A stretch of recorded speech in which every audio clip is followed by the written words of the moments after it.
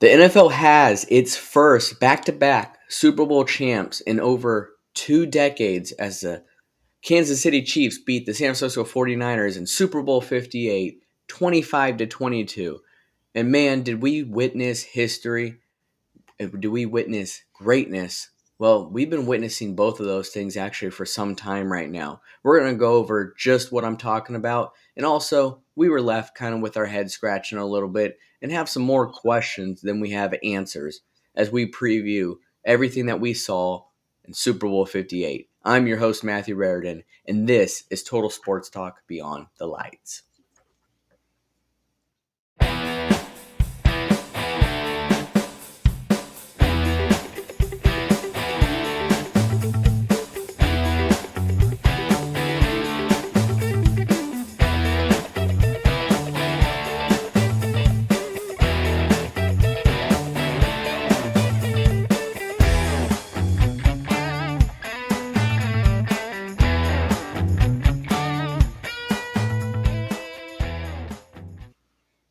Well, guys, your Super Bowl 58 champs, whether you like it or not, is the Kansas City Chiefs. And man, it's almost like we predicted that, the three of us. I mean, who would have thought? But there was a lot of, there was a lot of things that happened in that game. It could have gone either way. That's how close it was. It was a nail biter till the very end. So we didn't really know at that point who was going to win the game. Yes, we had our predictions, but it could have went one way or another. And that's pretty much exactly what we're going to talk about in this first segment is, well, what were the keys for not only the victory for the Chiefs, but what were the keys in the Niners and how they could have won the game, or what were the big impact, the big plays that might have prevented it or could have helped them win the game. But first, I'm going to introduce my co-host here. We've got David Streep.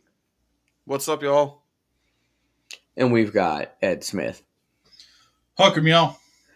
Well, guys, I know you guys watched the Super Bowl, and I'm sure you guys weren't left shocked because just like we did when we previewed the Super Bowl, we all predicted the Kansas City Chiefs to win the Super Bowl, and we all had it pretty close and for the most part low scoring, and that's kind of what it was. These defenses really showed up, and it was not a high scoring game, although it could have been easily. Who knows what could have happened, but in the end, it was a 25-22 overtime victory for the Kansas City Chiefs. And overtime isn't something that we see often in the Super Bowl. I mean, the last time it happened was the very first time it ever happened, and that was the Patriots against the Falcons in the epic collapse we all know of the 28-3.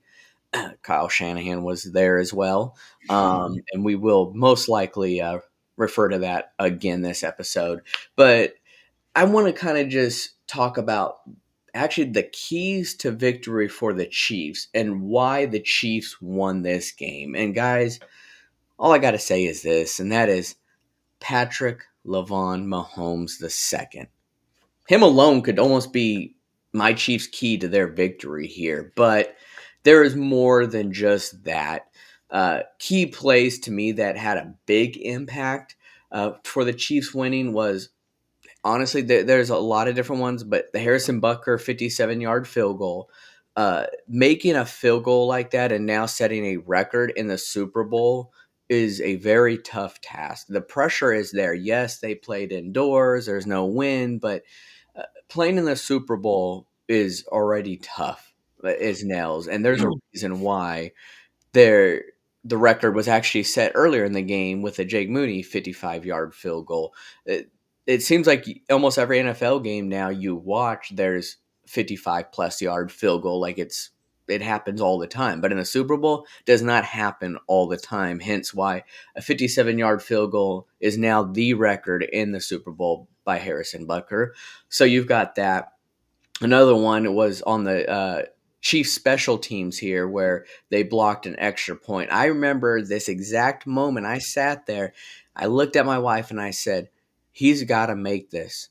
You don't know how big this is if he misses this. There's something telling me something's going to happen here. That's exactly what happened as the Chiefs blocked an extra point that could have made the game a 4-point game. Well, now it brought it to a 3-point deficit. As we know, it matters a lot. And actually, it went in the Chiefs' favor as they end up tying the game just a little bit later on down the road.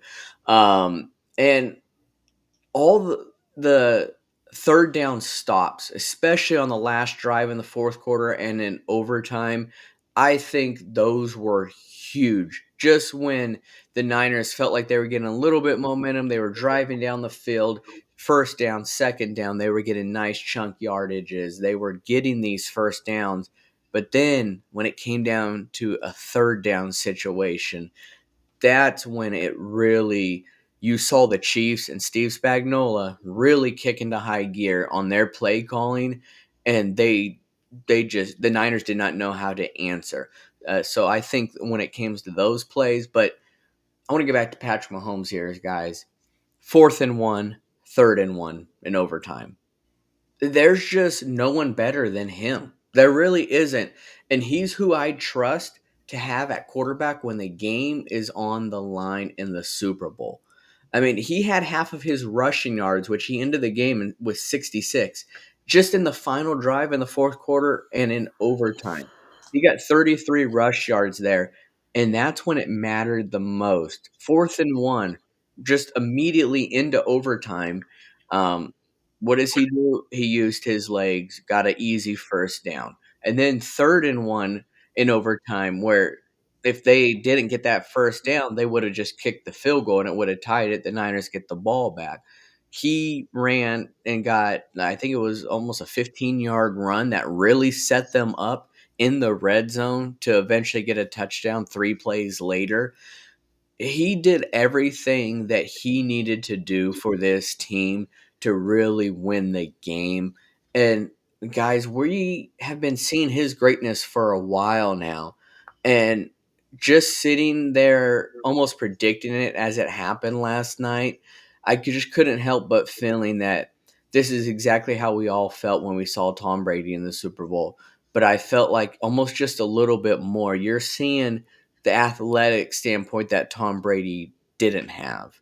You're seeing that with Patrick Mahomes. And although I still feel that Tom Brady has the highest IQ I think I've ever seen as a quarterback in the NFL on the field, I think Patrick Mahomes is right behind him. And when this is all said and done, I do think Patrick Mahomes may go down as one of the greatest players to ever touch the field in the NFL and possibly over Tom Brady. That's just what I see with Patrick Mahomes when I see him there. And when I see him play in the Super Bowl, most of all, no, he's not rushing it. He is calm. He just looks like he is poised out there. But when it comes to those keys to victories for the Chiefs, I count all of those. I count all those plays there that I felt really made such a big impact, even if it was small. To me, it seemed like if that didn't happen, the game could have gone another way, especially that 57-yarder field goal. If he misses that, how much field position does that swing in the Niners' favor? A lot, it does. So I think all those little things do matter, and that's how I saw it there. But David, how do you see things when it came to the Niners side? Maybe it was plays or what they could have done or why they did lose the game. Well, if you ask me what the key was for the 49ers for them to achieve victory, to me it's really simple, and that is don't be total freaking morons. All right? Like I don't think I've ever seen a team lose a big game because of so many mistakes, so many preventable mistakes. Like, where do we even begin? Okay. First of all, Christian McCaffrey had 15 touches in the first half, and then he only had 8 touches in the second half. And then he did have 8 touches in overtime when Kyle Shanahan realized, I probably should give my best weapon more touches. But even then, you just felt like it was too little too late with the momentum that the Chiefs clearly had. There was a point in the game where they just, for whatever reason, they totally failed to defend Mahomes on that one 4th and 1 run. There's also like not knowing the overtime rules, which I'm sure we'll talk about later on in the game. But how do you not know the overtime rules? That's a little embarrassing. And then the second one, not even covering Mecole Hardman on that game winning drive. And now, maybe for that last one, maybe I'm being a little too harsh because you might say, well, it was a fake, and they were duped by that, and you're not always going to be perfect in coverage. Every team's going to have a breakdown in coverage, and plus, the guys look tired, and yes, they absolutely look tired. Logan Ryan, the guy covering Mecole Hardman, looked exhausted. But the point I'm trying to make here is that it just adds up to all of the miscues that the 49ers had, and really miscues, that could have been avoided. And then, when it comes to Kyle Shanahan, listen, is Kyle Shanahan a great coach?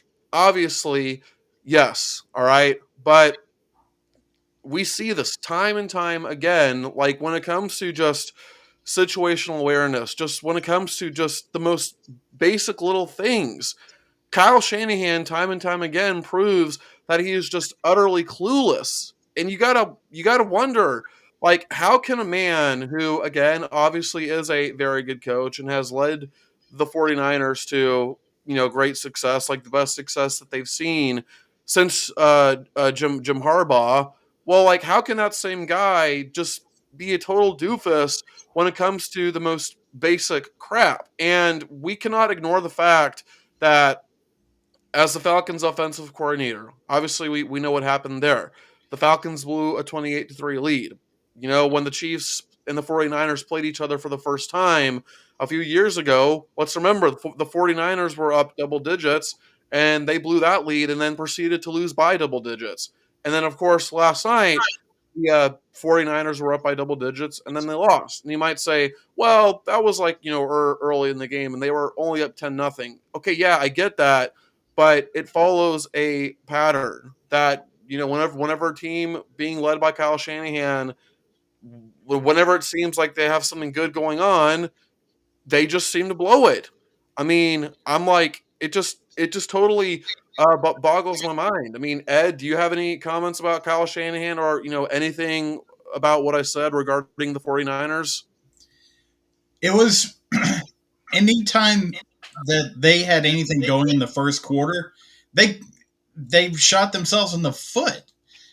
Because you saw back to back penalties on Trent Williams for holding when you're How trying. rare is that?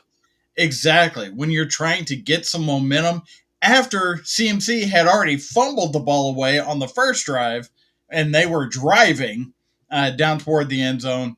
I mean, part of it, you got to give credit to the Chiefs defense for standing up to him, to CMC on that.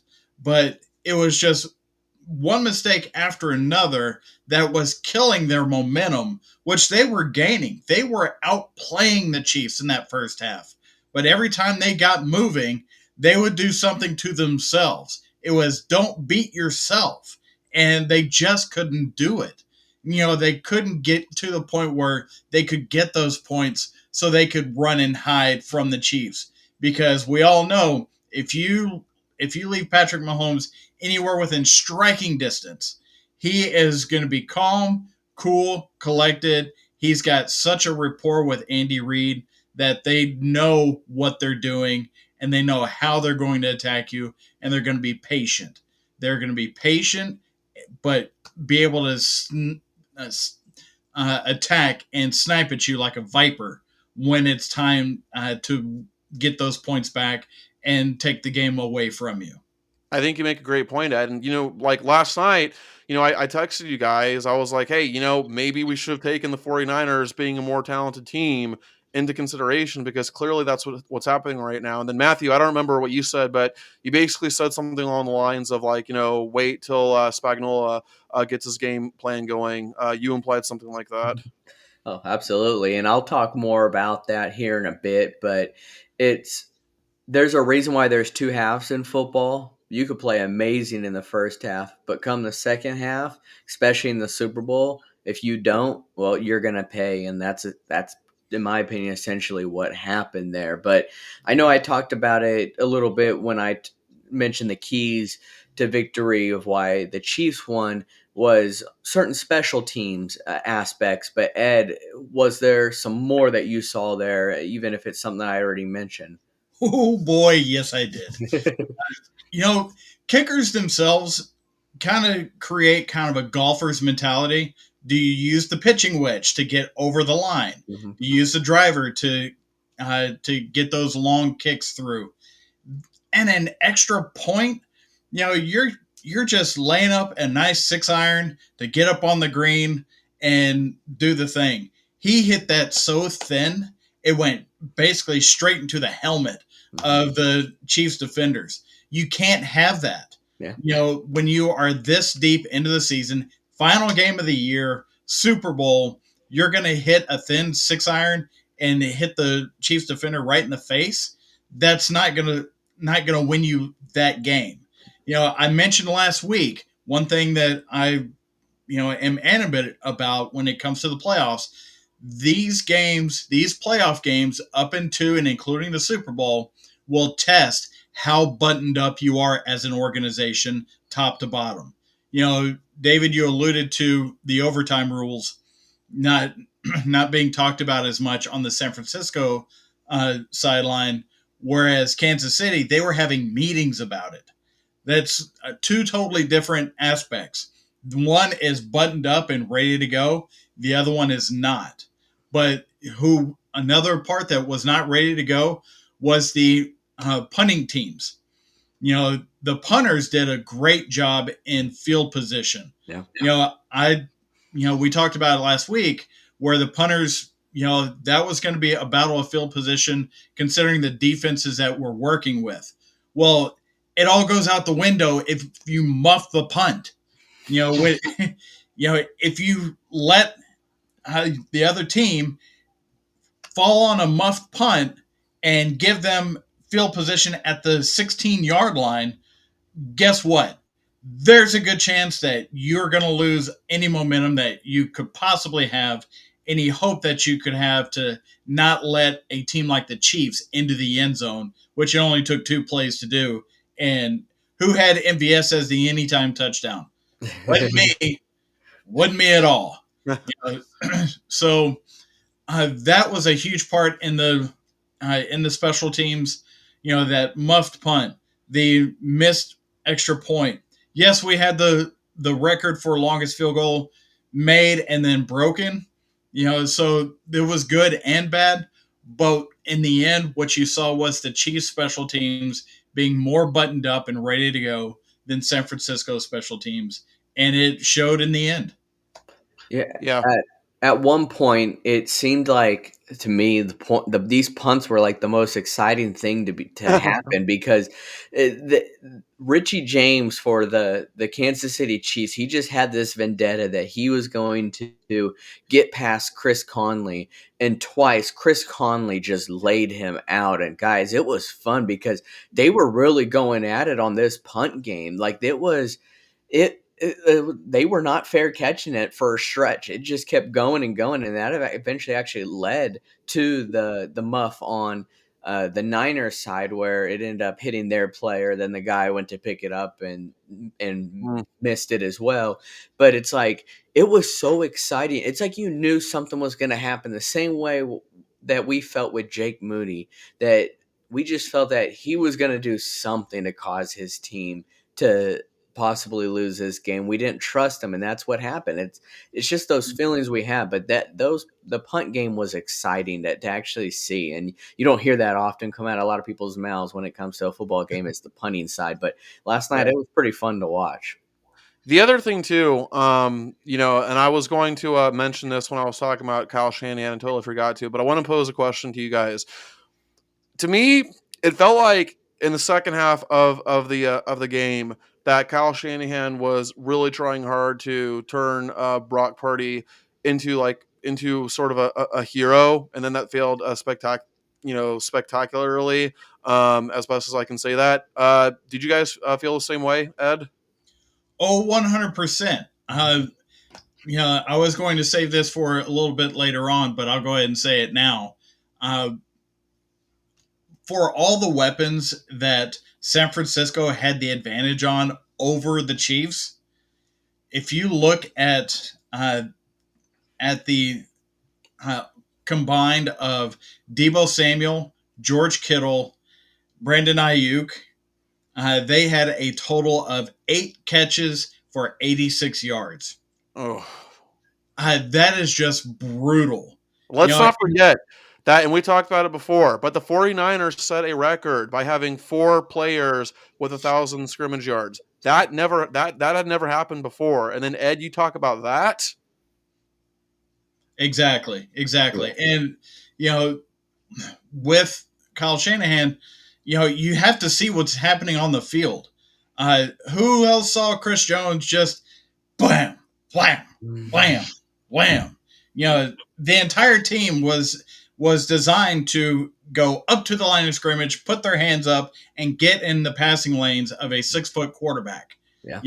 And it turned out to be the difference. There were some other um, coaching time management mistakes that I saw of what I would see in hindsight, but that's not my call to make in the moment. We'll talk about that here in some decisions here later. Yeah, Chris Jones, I mean, they've done it the whole year.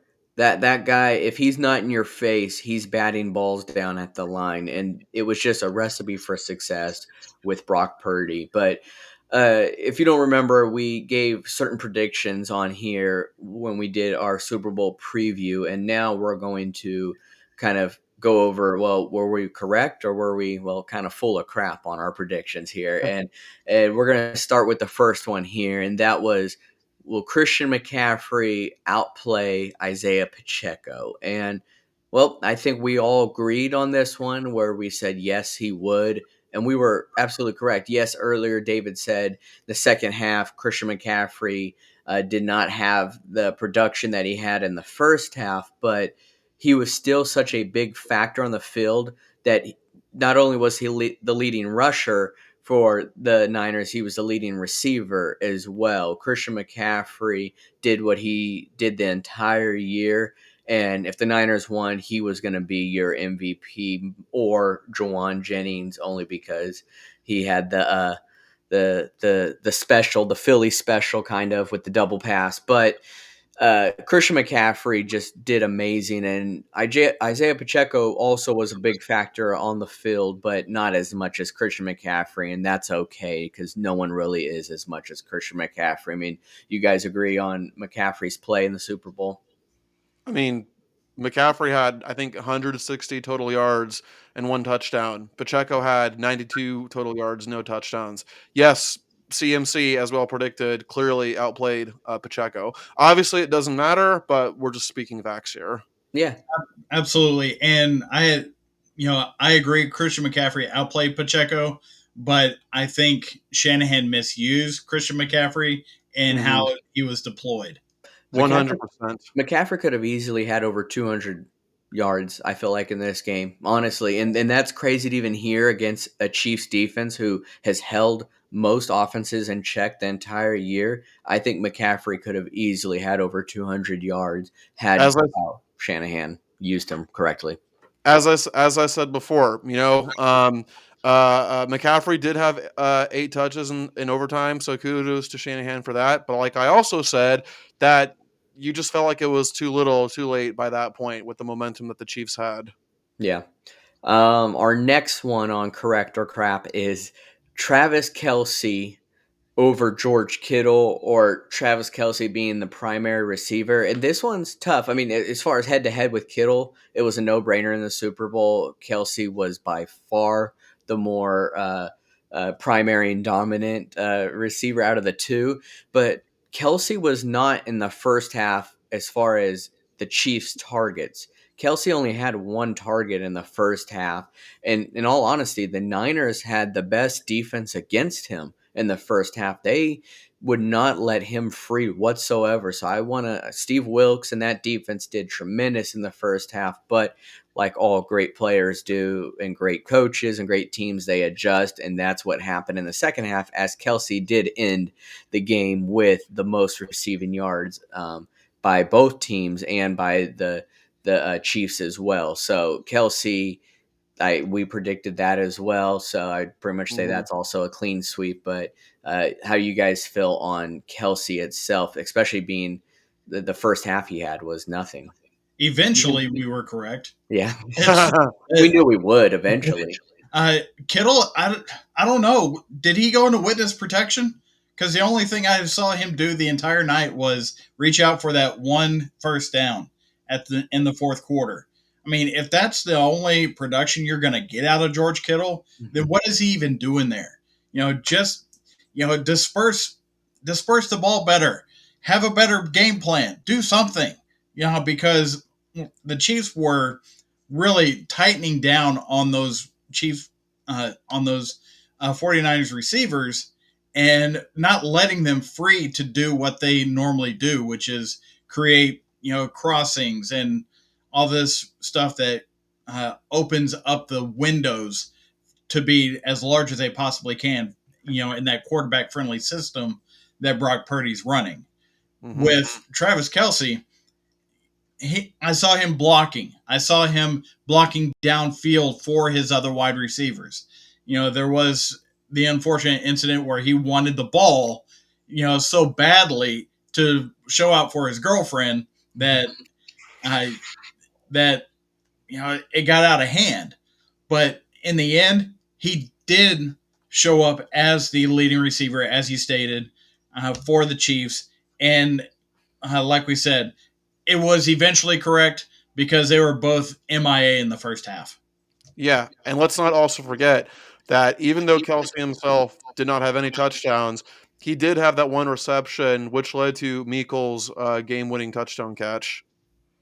Yeah, Yeah. Travis Kelsey, like I said, great players will eventually show up, and Kelsey is great. So that's exactly what he did. Him and Mahomes, especially when it mattered most towards the end of the game, they both showed up, and you saw the combination that they've had for all these years now. But um, our next one here was Mahomes will look the most ready for the moment, and I want to say I answered this earlier. Yes, he did, especially more than Purdy. But here's the thing: Purdy in the first quarter, I'll say first quarter, looked like the far superior quarterback. I mean, this is a guy who looked so relaxed in the pocket, was looking really good, really commanded this game in the first quarter. I mean, I want to say he started out 8 for 10, 105 yards. He was looking Mhm. great. But that did change. And Mahomes, we saw him throw an interception, and that was his first interception in two different postseasons. I mean, stretching back to last year, he hadn't had an interception, and it still didn't phase him. We saw what Mahomes did at the end of the game when it mattered the most, and he looked the most ready out of both the quarterbacks. But I do think that some of it has to do with Kyle Shanahan's play calling, just like David said for Brock Purdy. I'm going to go with no. I think it's crap. I think Purdy was more prepared, but Mahomes is just experienced in the moment. So he knows how to handle things when they get rough. With Purdy, he looked like his heart rate was going down as it got more stressful within the game. Yeah. That tells me that he is completely confident, completely comfortable with what they are trying to do. It's just the play calling was that bad when you got down to the end of the game versus what was being thrown at you. Yeah, I think, in my opinion, the way that I see it, Patrick Mahomes didn't play that well in the first half. Now, the box score will show that he only missed like two or three passes, but like, almost all the catches that his receivers made, the 49ers stopped them from gaining any sort of long yardage. But of course, as we all, you know, saw coming, Patrick Mahomes rose to the occasion and he emerged as the superior quarterback in the second half, especially. Yeah, Purdy has a knack for just being so calm. That's one thing that I really like about him. You don't see that in a second year quarterback and even a rookie like he was last year. Just have that presence of not being stressed. So that's major kudos to him too. So I could see it kind of being also on the crap side of Ed. But this next one here is that Steve Wilkes. outclassed in the game plan. And I'm going to start off by saying it's crap. I think Steve Wilkes actually called a tremendous game considering the injuries he had too. And we are going to talk about that one specific injury here shortly. But uh, it I think Wilkes called a great game, but there's only so much you can do to really contain Patrick Mahomes and Travis Kelsey, and he did that for almost 3 quarters of the game. That's how ineffective Travis Kelsey really was for a while because the Niners had such a great game plan on them, but there's only so long you could keep them contained before they really break out, and that's what we saw. So I think it's crap. I think Steve Wilkes did actually a pretty great game call. Yeah, real quick, I do kind of want to take back what I said earlier, because if since Patrick Mahomes did only miss a few passes, and then his receivers not like doing much. Well, obviously that's more his receivers' fault than it was Patrick Mahomes. But even so, you could just see that Patrick Mahomes was clearly rattled by Steve Wilkes' defense in the first half, and he did not look comfortable at all. And yeah, I'm in agreement with you, Matthew. I thought Wilkes had a good game plan in the first half, at least. Yeah, Yeah. it's complete crap because uh, Wilkes and Wilkes had such a good game plan that the only touchdown in regulation for the Chiefs was after the muffed punt. Mhm. Otherwise, he kept them fairly well in check the entire time. Yeah, that's fair. That's where the complementary football being buttoned up comes into play. Mhm. Because if you put your defense that far in the hole, guess what? You're gonna give up points you didn't need to give up, and it wound up biting them in the end because of it. Yeah, absolutely. And we're going to jump over to the other defensive coordinator, and that was that Steve Spagnuolo would rattle this offense, would rattle Brock Purdy. And for me, I want to say at first it's crap, but it's also partially true. But I think that there's one person he rattled the most, and that's Kyle Shanahan. I think Kyle Shanahan really overthought this, was really trying to play a chess match, and completely scrapped his game plan that worked successfully in the first half and just kind of winged it in the second half. And I think that's why we saw the drop in production with Christian McCaffrey, where they were a run first team in the first half and pretty much the whole year, and they abandoned that. And then he set himself up in these third down situations where Steve Spagnuolo is just such a genius. And Ed actually really honed in on this point last week, where Spagnuolo knows when to bring the cornerback blitzes, and he did that both times on the third downs when they needed it the most in the end. And it totally rattled Brock Purdy in that offense when that happened. So that's why I say partially true, because Brock Purdy was rattled in those third down situations because Steve Spagnuolo really outplayed and out just coached that team there. So, but the first half, I see Spagnuolo, I didn't think did anything over the top that really rattled the Niners.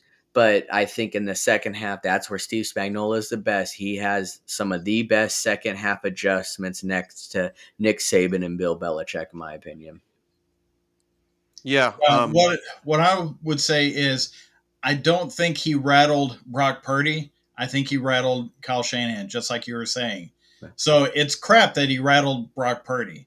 Yeah. It's absolutely correct uh, that he rattled Kyle Shanahan, because in the end there was that third down and 4 with about 2 minutes remaining, just under 2 minutes remaining, and Kyle Shanahan somehow, for some reason, tries to throw the ball with double blitz coming at him instead of trying to run the ball, so you could force the Chiefs to either call a timeout, give up one of your precious commodities, for the end of the game, or two, let the clock run down and Patrick Mahomes doesn't have that extra time to get down the field and tie the ball game.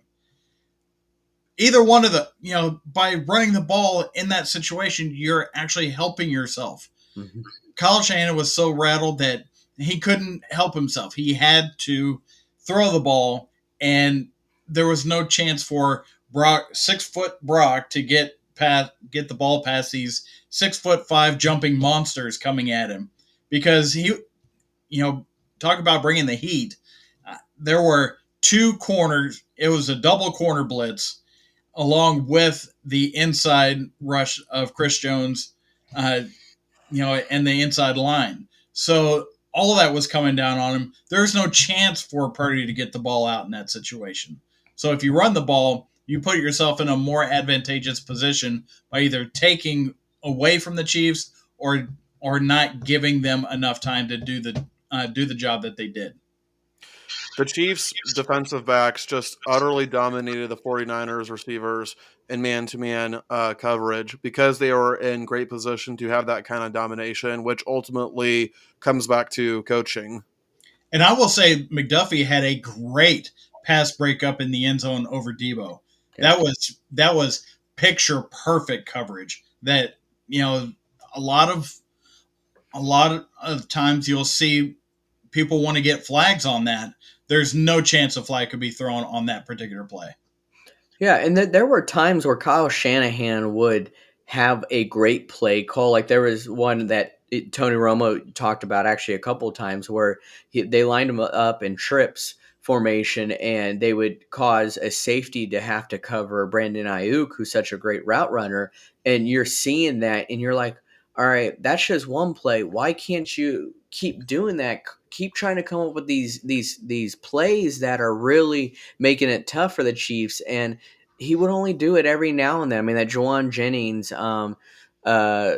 slant touchdown, at the towards the end, that was a great play call. But it's like he wasn't doing a whole lot to really be a superior play caller, in my opinion, in this Super Bowl. It was by far Steve Spagnuolo and his play calling. So that's why I really feel like he was the one who rattled him. But speaking of rattled, I think everyone was quite rattled when we saw Travis Kelsey go up to his head coach, get in his face, and just bump him, however you want to describe it, in the first quarter. We all saw this. The whole world saw this. And, well, if you already had an opinion about Travis Kelsey, this doesn't maybe surprise you. But if you didn't have an opinion, you probably do now. I get that it's the Super Bowl, but that was something you never do. And I mean, AJ Brown, he brought up a good point in the tweet. If you didn't see it, if that was him, he'd be out of the league. Well, I'll almost second that and say if that was anyone else, they would have been benched. Okay. You don't do that. If that's Noah Gray, their second string tight end. He does that. Guess who's not playing a single snap the rest of the game? Noah Gray. But since it's Travis Kelsey, you know damn well he was going to continue to play. You don't do that to your head coach. You just don't.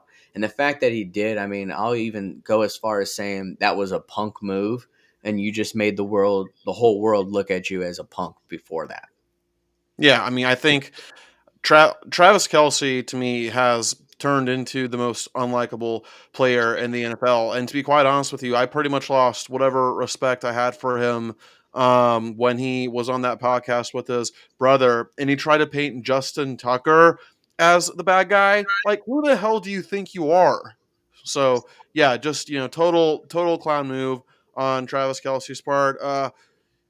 In fairness, I can see it as like him, like being caught in the moment, and whatnot. And I'm sure he and Andy Reid talked it over, and maybe even laughed over it. So whatever. But just with the kind of reputation that Travis Kelsey has built for himself this season, he certainly didn't help himself with what he did there. Well, I'm looking at it as, look at what is going on before that happened. The 49ers were dominating this game over the Chiefs. They had the ball 11 minutes of the first 15, and Kelsey just couldn't stand being on the sideline anymore without the ball going to him when they get on the field because he hadn't been targeted yet. So he wanted the ball. And yes, he got up in Andy Reid's face. And by the way, Andy Reid is maybe the most respected coach in the NFL. at this point. So to have him go up to Andy Reid and get in his face, that's part of the reason why everybody is calling him a punk today, because of how well respected Andy Reid is. What we don't see is the mentor mentee relationship that they have between those two, that they can slough something like that off and it's not a big deal. When Andy Reid was asked about it after the game, he was like, "Oh, I was just off balance and I got bumped. It's not a big deal." They play it off. And when you go to win the game, it's easy to play it off. If they had lost that game and they were answering those type of questions, I'm sure Andy Reid would still play it off, because he is not going to throw his players under the bus for something like that. I mean, yes, it was a bad look, but when you know Travis Kelsey's history of getting overly emotional in the middle of a game, especially one in which he thinks that he should be the guy in it, I can see why it happened. I don't particularly like it, but I can see why it happened. Well, Yeah. I want to. Go ahead. I just want to say what's even crazier to me is you have Kelsey, who's been in the league. I mean, what, 7 years or so, 8 years, and the person who I think had the best interaction on how they handled things was Rashee Rice. You saw him and Mahomes get into it over differences of how they saw things happen, but Rashee Rice really was trying to let Mahomes know I was open.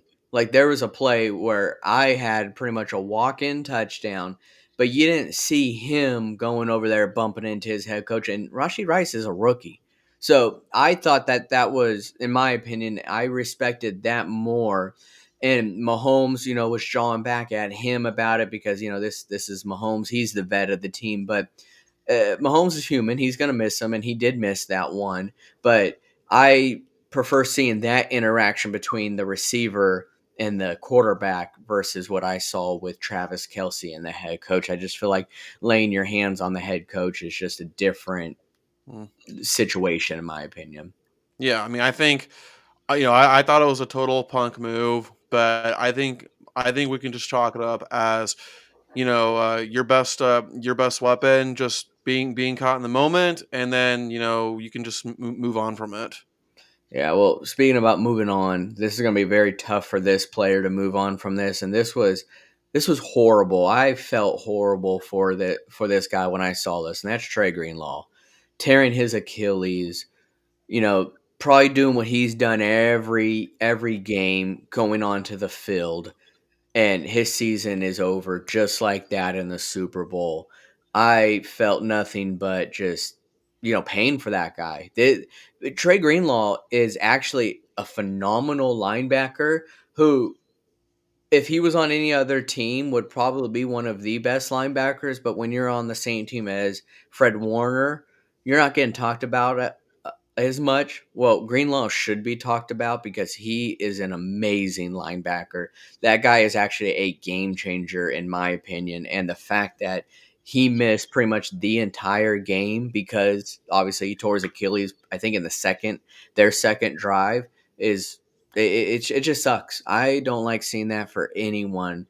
And it just hurts seeing that happen to him, especially in the Super Bowl.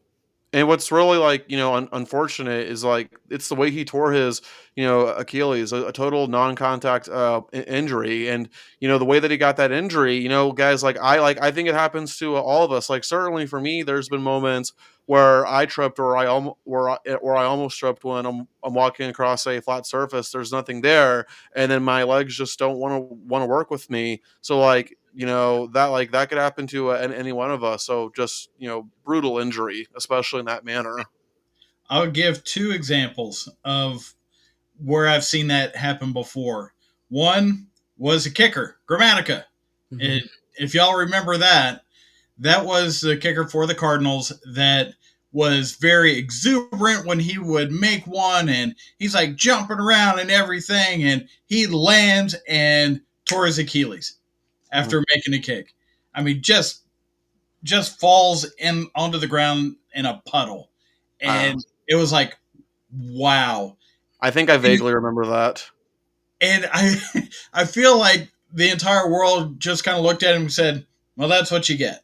I mean, that was so not cool, but it kind of was what it was.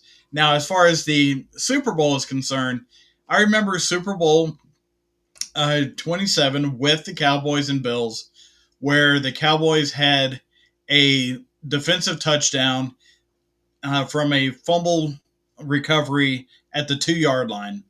And there was a player, Jimmy Jones.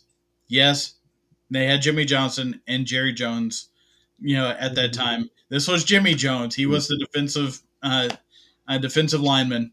Another JJ. Another JJ.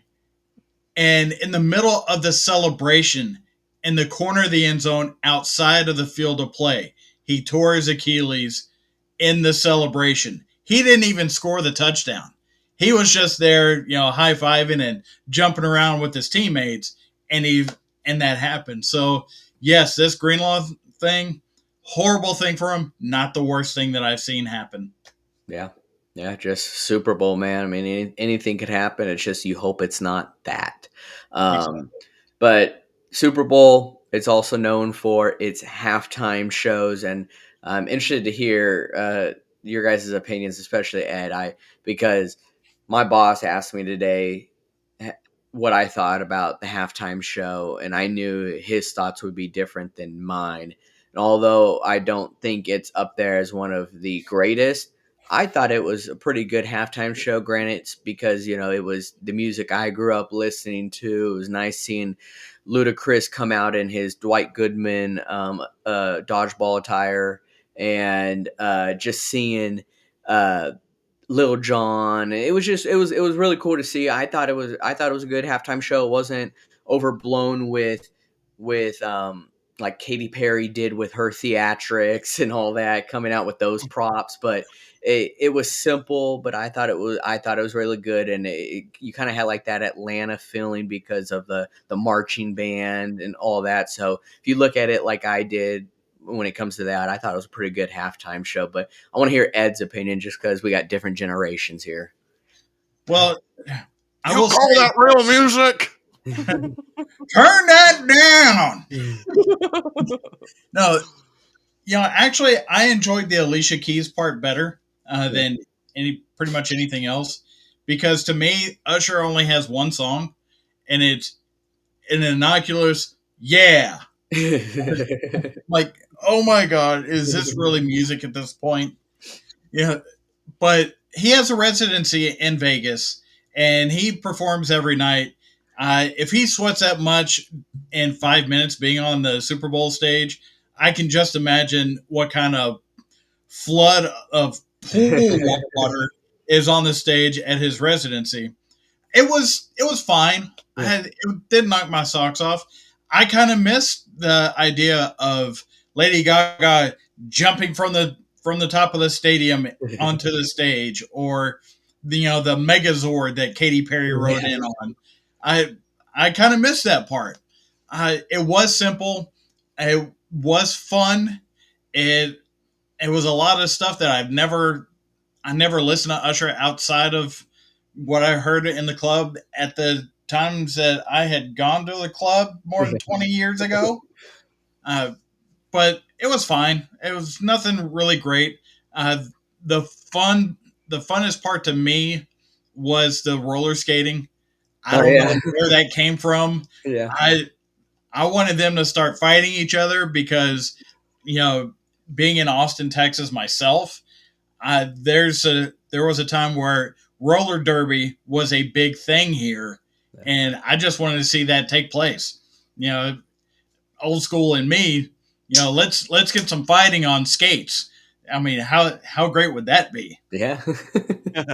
Yeah, I'm kind of with Ed here, man. I was more neutral toward the halftime show. It wasn't the best show I ever saw. Wasn't the worst halftime show I ever saw. It was just like right there in the middle for me. But whose performance personally I thought was really good. I don't know about you guys, but I I really enjoyed Post Malone's rendition of America the Beautiful. Personally, I'm a big fan of Post Malone's music, and I knew the guy could sing, but my gosh, I didn't know he could sing that well. Yeah, he definitely stole the show. I feel like it was really nice to see. Post Malone is a really cool guy. He seems like someone that would be really good to know, get to know more. But do you guys remember that scene in Rocky Four when Apollo Creed is pretty much getting his life beaten from him by Dolph? And you have the corner man that's like, just throw the damn towel. That was me, like to anyone. Just throw Usher the damn towel. He needs to wipe his sweat off. Just throw in the towel. Come Right? on. It was like, oh my, it was getting a little out of hand there, but yeah, he definitely sweats a lot, but that's just how it be. He was really laying In, it out there. in memory of the halftime show, I almost did this show completely shirtless. Oh But yeah, yeah, absolutely. We know you got a six pack under that shirt, Ed. no, I have that in the fridge. 60, yeah, yeah. Yeah. But as well as the halftime show that is usually always known for in the Super Bowl, let's talk about the commercials. We have to talk about them. It's just always famous. I'll start with my favorite. I had two here, and I know that one of them Ed's gonna do. I want to see if I'm right, so I'll wait till it gets to him, but I'm gonna go with my other one, and that was the Duncan commercial with the whole Boston gang with Ben Affleck, Matt Damon. You even had Donnie Wahlberg in there. Tom Brady. They were just missing Mark Wahlberg, in my opinion, but I thought it was a pretty funny commercial to see them all Ben Affleck with J Lo. It seemed pure because they are married, so they know each other pretty well. But I thought it was a pretty funny commercial, especially Duncan being invented in Boston. So it's definitely a Boston thing. If you've ever been to Boston, I've been there. You can find a Dunkin' on every corner, like a Starbucks in New York City. It's just Dunkin' is everywhere. So that was one of my favorite commercials. There was a lot, but I thought that one was pretty funny. What about you, David? I'm in complete agreement with you, Matthew. I thought the Duncan commercial was also, the best one. I especially love the part in the end between J Lo and Tom Brady. I'm Yeah. assuming that was a reference to the two of them having so many rings, between them. But I thought it was a nice little funny commercial, especially amongst a bunch of other commercials that were not that funny. And then if you don't mind, personally, I thought two commercials that were just absolutely cringe. The Starry commercial with Ice Spice, that one was rough, and then that one commercial with Jason Momoa. I suffered from secondhand embarrassment from that. Both commercials, really. Yeah, yeah, yeah. We should have had maybe a good or bad, but Ed, let's see if me and you had the same brain here. Well, I have a question first. What is an ice spice?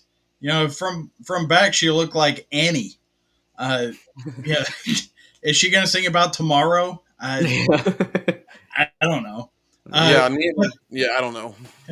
the commercial that I enjoyed probably the most was the mullet commercial. Oh, okay, One okay. with the ATV ride, where Yeah, it's business up front and a party in the back, baby. yeah. You know, Stone Cold Steve Austin out there getting a full mullet, and the bear getting a mullet, and the Yeah. dog getting a mullet. Everybody gets mullet for being around this ATV ride. I thought that was creative. I thought it was funny. I thought it was a fun thing to do because I saw too many of these commercials look to look to have an initiative as opposed to just be entertaining and fun. Yeah, yeah. The mullet one, man. I was waiting for Joe Dirt to make an appearance because that Oh, was that would be perfect great. business in the front, party in the back. And I don't know if you guys know this or remember this, but Stone Cold before he was Stone Cold earlier in his career had hair and he had like a mullet. Mhm. So you got to look that up. But Ed, I really thought you were gonna go with this one. I'm gonna say it, and you'll be like, this was up there too. But I thought it was so damn funny. Was the almost Super Bowl winners by M&M's? It was the one that had Dan Marino, Terrell Owens in there. It was the almost Super Bowl win. I thought that was funny. I don't know why they had Scarlett Johansson in there. I didn't get that part, but I thought it was funny because they were mocking it, but they were having a good time about it. I just thought it was creative. So there was a lot of really star-studded commercials, in my opinion, where you saw people come out of nowhere. And who was it that was in? Let's see, Dan Marino was in quite a bit of commercials. There were people that I saw in multiple commercials, and I'm like, oh, wow. Yeah. And one commercial that I thought was kind of funny, but it was like it was funny in a sort of ridiculous way was that one Baja Blast commercial. Like when in the end they talked about Mountain Dew Baja Blast being available in stores, and like my first thought was, wow, amazing! You put out this big ad for a product that's been in stores for the past 6 months or so. Yeah, yeah, and then of course nostalgia, the Clydesdales. That was also, I see I'm grew up seeing the Clydesdales almost every Super Bowl, and it seemed like for a while they stopped doing it, and so seeing the Clydesdale and the Budweiser commercial was a cool nostalgia thing for me. But I think there were some good commercials because there wasn't some funny ones the last couple years, in my opinion. I'm surprised none of y'all went with the making fun of Arnold Schwarzenegger's accent. Oh yeah, yeah. Yeah, I Choppa, love the chocolate. Choppa. Yeah, you knew they were gonna have to Wasn't do that. Wasn't there also a commercial? I think it was a Michelob Ultra commercial where like there are these people like doing physical activity. They're very fit and they're drinking Michelob beer. Well, I know Lionel Messi. Messi was, yeah, Yeah, yeah, that one, and Dan Marino was in that. I think was it Dan Yeah, Marino? Yeah, was in yeah, it that was Dan one. Marino. Yeah, yeah. so it was like, yeah, that one was kind of cool too. Which So that didn't really surprise me because Michelob is always marketed as like this low calorie beer, so it's like you can drink it and like you won't really feel a lot of effects from it. one less calorie. I think that's Yeah, their one less calorie than what Miller Lite. Miller Lite or something. What is up with that? Like, why does like is there some kind of beef between Michelob and Miller that I don't know about? That's probably just it. I mean, I don't know. Just calling out your competitors. You know, you can drive a car to where you're going, and the usher will park the car where you're gonna be. Thank you, Christopher Walken. Thank you. Yeah. Exactly. That was actually pretty clever too, the whole Christopher Walken one. So there were some that they really put some thought into it, and I liked it because there was no really objective or like what Ed was saying. There was no really like agenda to it. It was just being funny and just having a good ad. I thought was. Yeah. Can you tell me Mhm. the Christopher Walken one what it was for? I know it was for a car, but it's like to me, I just thought it was funny, and that's what I tune in for these commercials is to see something that's gonna make me laugh. And the mullet one made me laugh. The Eminem ones, the Duncan one. So I didn't think me and Dave were gonna have that in common. So we did with the Duncan one. So there were some funny ones out there, and that's what I love to see with the Super Bowl commercials is just make me laugh. There was one other commercial that did make me laugh pretty hard, but unfortunately I can't remember what it was. But I will also add that at the end of the day, Super Bowl commercials were at their peak from the early to mid 2000s, and I don't think they're ever going to reach that height ever again. PC culture has kind of made them all vanilla. Yeah. Yeah. 100%. Hey, didn't they? Was it last year they tried recreating the Mean Joe Green one with Travis Kelsey? Was it Yeah, last year? Yeah. yeah. How dare they? How dare they? That's all I gotta say. I mean, I don't know they if that was re, a Super Bowl they re, commercial, but I definitely remember that. yeah. So, I mean, because that one was, there's nothing funny about it, but that one was always such a legendary commercial. Was that one? So, but they don't do them as much as they used to. But I think this year there was more positives than there were the last couple of years, in my opinion. But some people may see it differently. So, but that's about all we have today, folks. So appreciate you guys tuning in. This was quite the Super Bowl. It actually was a really good game.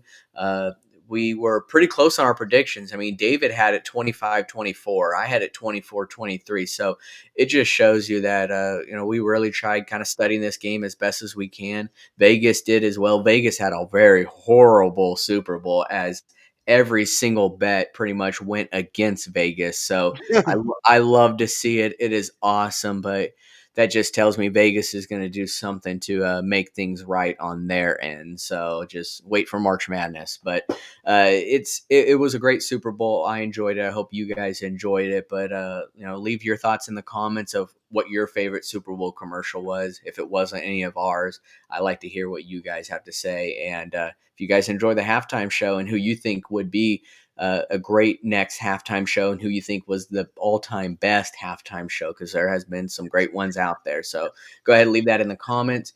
Like and subscribe and share these videos, as we appreciate all you guys do because it helps us out. But till next time, guys, we are rounding third and we are headed for home.